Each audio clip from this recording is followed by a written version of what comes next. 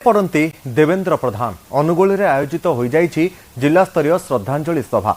अनुगुल विधायक प्रताप चंद्र प्रधान सभापतित्व अनुष्ठित श्रद्धांजलि सभा दलमत निर्विशेष समस्त वर्गर लोके जोग देते।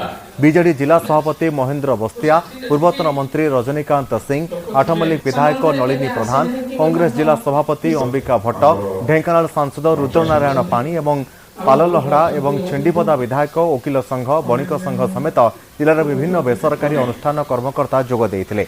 यह अवसर में स्वर्गत देवेंद्र प्रधान स्मृतिचारण करते सभी।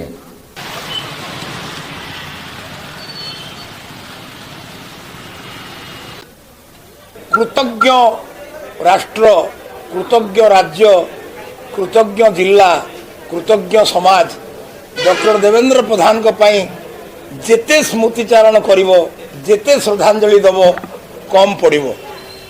डॉक्टर प्रधान नीरव साधक थिले, मौन साधक थिले।